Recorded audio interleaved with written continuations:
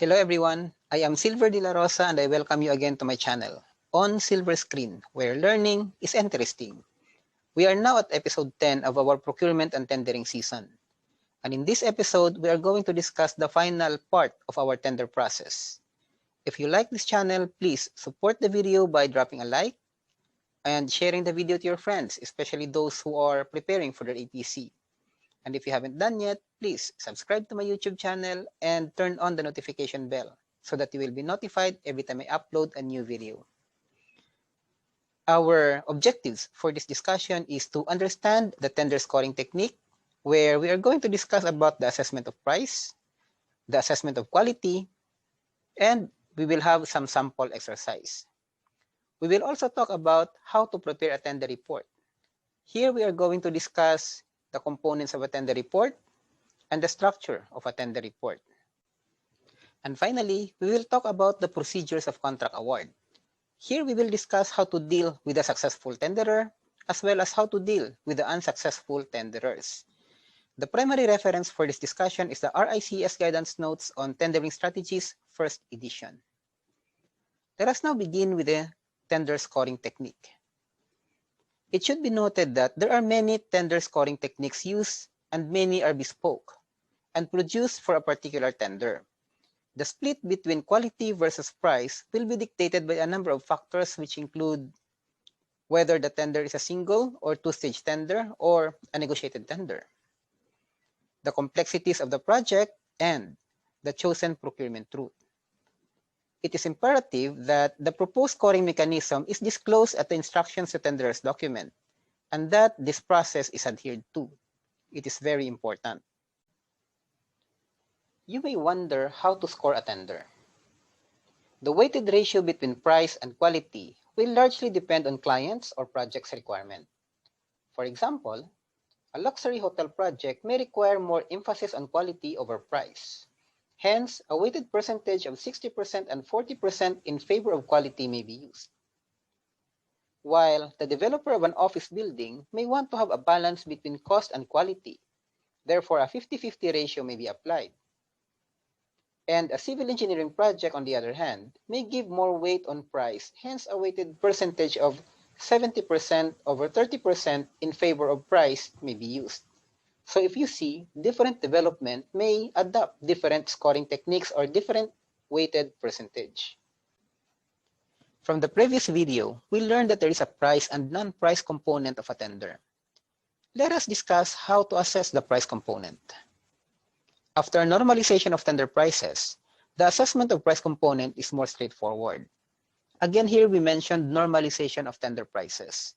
If you want to learn more about the normalization of tender prices, please visit my previous video, the Season 2, Episode 9 of the Procurement and Tendering season. That is the Part 3 of our tender process. Let us go back to our topic. There are several methods that can be used to score the price component, but in general, the lowest submitted price will have the highest score, and the highest submitted price will gain the lowest score. Prices in between will have its corresponding score based on the given criteria or scoring mechanism. If the assessment of price component is more straightforward, how about the assessment of quality component? How do we assess the quality component of a tender? The assessment of quality component is more complex to undertake, and different projects adopt different rules.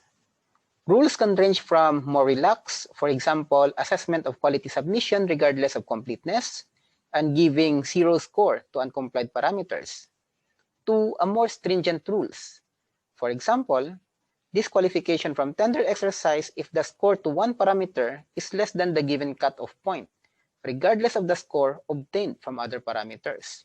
So you see the rules can widely vary depending on the parameters or depending on the requirements that is being set in the instruction to tender documents. Several methods applied to assess the quality components are benchmarking performance method, ranking method, banding method, and row score method. But remember, these are only few of the methods that can be applied. There are various of methods that can be applied. Now, let us have an example of tender scoring technique. Let's see how this scoring technique is being applied to a tender submission. Supposing we have the following scoring parameter. Price and quality is 60 and 40% respectively. And price score will be calculated as the lowest bid price divided by the tenderer's bid price multiplied by the weighted percentage or 60% for the price. While for quality score, the quality score will be computed as the tenderer's total raw quality points divided by the highest total raw quality points multiplied by the weighted percentage or 40%. Total score will be the price score plus the quality score. The quality attributes will be given a raw score from 0 to 10, 0 being the lowest and 10 as the highest score. And the tenderer with a total raw quality score of below 50% will be disqualified. Also, the tenderer who gained the highest overall score will win. In this exercise, we will first compute the quality score. We have selected 4 quality attributes, and these are experience on similar projects, technical capabilities, management procedures, and human resources. In actual tender, there could be more attributes and sub-attributes to make the scoring more objective. But it is also worth noting that too many attributes may not also be helpful, because the effect of individual attribute to the total score will become minimal. Supposing we have 4 tenderers, tenderer A, B, C, and D, and the quality aspect was given the following score as shown on the table. The total raw score for tenderer A is 36 points, tenderer B gained 19 points, tenderer C has 32 points, and tenderer D has 38 points. Remember that in our scoring criteria discussed earlier, we have a cutoff score of 50%, and in this case, it is 20 points. Let us now calculate the quality score for tenderer A. To calculate the quality score, we need to have the total raw quality points gained by the tenderer divided by the highest total raw quality points multiplied by the weighted percentage or 40%. This will give us 36 divided by 38 times 40%, which is equal to 37.89. So tenderer A gained 37.89 points. While for tenderer B, we are not going to calculate the quality score because tenderer B is disqualified and did not gain the minimum score of 20 points. Applying the same formula, tenderer C will have 33.68 points and tenderer D will have 40 points, or the highest point that this quality score can give. For the remarks, the first is tenderer D, followed by tenderer A and tenderer C, while tenderer B is disqualified. Now, let us go to the computation of price score. Supposing our tenderer submitted a price of 90,000 for tenderer A, 75,000 for tenderer B, 95,000 for tenderer C, and 120,000 for tenderer D.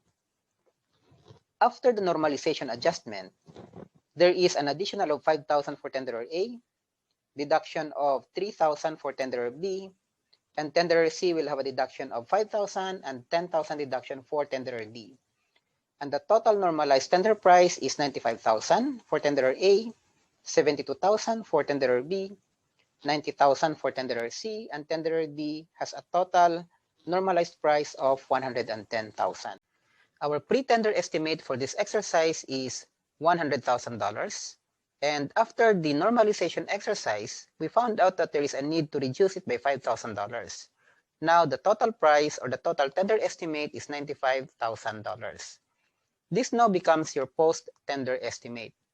It is necessary to have a post-tender estimate after the normalization of tender submissions so that you can double-check whether your tender estimate is still valid or not. Let us now compute the price score. The price score will be computed as the lowest bid price divided by the tenderer's bid price times the weighted percentage or 60%.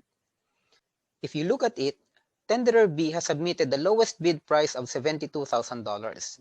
But this amount will not be used because tenderer B has been disqualified. what we are going to use is the lowest normalized tender price from a qualified tenderer. This will give us now $90,000 from tenderer C.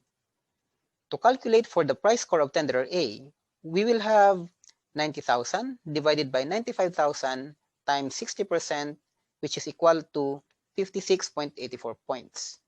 So tenderer A gained 56.84 points, while tenderer B will not be computed because tenderer B again has been disqualified. For tenderer C will gain 60 points, or the highest point that can be given for the price score computation. While applying the same formula, tenderer D will have 49.09 points. Our remarks for this price score computation is that tenderer C will have the first place, followed by tenderer A. So tenderer B has been disqualified, and then followed by tenderer D on the third place. So this is how price computation or price score has been computed. Let us now go to the computation of the total score. Previously, we learned that the raw quality score of tenderer A, B, C, and D are 36, 19, 32, and 38 respectively. And the quality score, or QS, for tenderer A is 37.89 points, 0 for tenderer B because tenderer B is disqualified, 33.68 points for tenderer C, and for tenderer D it is 40 points. For the normalized tender price, tenderer A has a price score of 56.84 points. Again, tenderer B is 0, tenderer C has 60 points, while tenderer D gained 49.09 points. Now, our post-tender estimate, we have known before that it is $95,000. And after thorough consideration, we determined that there are still remaining client risk, and it was priced at $15,000. In order to have an like-to-like comparison, this remaining client risk will also be given to all the tenderers. Now, the total sum will be 110,000 for tenderer A, tenderer C will have 105,000, and tenderer D will have a 125,000 total sum, while our revised budget becomes $110,000. These are the considerations for price aspect. Now, the total score is quality score plus the price score. Tenderer A has 94.73%, tenderer C has 93.68%, while tenderer D has 89.09%. For the overall position, the tenderer who gained the highest score will win. And this is tenderer A, which is in the first position. Tenderer A gained 94.73%. Tenderer B has been disqualified. Tenderer C is in the second position with 93.68 points. And tenderer D is in the third position with 89.09 points. Now, think about this. If the evaluation of tender is based on traditional method, which is considering the price only without quality, 72,000 could have been the lowest tender. But because we are looking for the most economically advantageous tender, the priced and non-priced or quality aspect of the tender is considered. Even tenderer C, a qualified tenderer who submitted the lowest price, did not win the project, as it is determined that tenderer C is not the most economically advantageous tender. Instead, the project was awarded to tenderer A. Now, let us go to tender report. Tender report is a summary of the entire tendering exercise. It contains a brief history of the tendering process, including the analysis of each tender submission, priced and non-priced aspect, and any subsequent negotiations. It is generally prepared by the quantity surveyor for submission to the client, but should also have an observations and contributions from the design team regarding the perceived value of each tender. The report provides an audit trail for the selection process and should conclude with a clear recommendation as to which tender offers the best value for money. So this is the keyword for the entire tender process. We are carrying out the tender process in order to determine which contractor can provide the best value for clients' money. Let us now go to the components of tender report. So there are several components of tender report, but in general, it should include the following: the background of the contract, the scope of the contract, what are the items that the contractors are being tendered for, the pre-qualification criteria, how did you select the tenderers, the tender evaluation criteria, how did you evaluate the submitted tender, and the reasons for rejection of unsuccessful tenderers, also the reason for recommendation of the tender, and a summary of any post-tender negotiations. The clients needs to know what transpired in these post-tender negotiations. Also, the comparison with the tender returns or the prices submitted against the pre-tender estimate, and any implications for the project. Let us talk about the structure of your tender report. How are you going to present your tender report to the client? Different organization has different forms of tender reporting, but in general, the tender report will contain the following: an executive summary where the client will have an overview of the entire content of the tender report, the summary of the tenderers received, the technical review of the tenderers received, also the commercial review of the tenderers received. It will also include a conclusion and recommendation as to which tenderer will have the most economically advantageous tender, and the appendices. So everything that the clients needs to know will be included in the tender report. Let us now go to contract award. Now you have received your tenders, you also have evaluated the tender, and you have given the report to the client. The client now had made a decision and you are ready to award the contract. So what are you going to do? How are you going to deal with a successful tenderer? After the client had approved the recommendation to award the contract to the successful tenderer set out in the tender report, the tenderer will be formally notified that they had been selected as a contractor or supplier for the proposed project. It is important that all tenderers should be informed immediately of the result, since this may be a great importance to their strategic planning. In private sector cases, the notification should follow the contract award or selection of preferred bidder. However, in cases where public procurement regulations apply, acceptance of the tender should not be made and the contract should not be entered into before the end of a standstill period. This period will provide the non-successful tenderers to challenge the award, which commences only on the notification of intended award. Now, how to deal with the unsuccessful tenderers? The unsuccessful tenderers should be thanked for their time and effort and their scoring on both qualitative and quantitative elements of the tender analysis in relation to the winning tender should be communicated to them. So they must know how did they fare against the winning party. It is also a good practice to invite the unsuccessful tenderers to meet in person so that the analysis of their tender return can be discussed in more detail. And in public procurement regulations, it may require that the notification of intended award or an Alcatel letter is sent not only to the unsuccessful tenderer, but also to other applicants who submitted the tender questionnaire.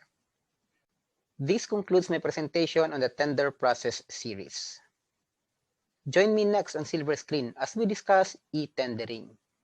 If you found my videos informative, please hit like on it and feel free to share the video to your friends, especially those who are preparing for their APC. And if you haven't done yet, please support and subscribe to my YouTube channel and turn on the notification bell so that you will be notified every time I upload a new video. Thank you for watching and see you next episode.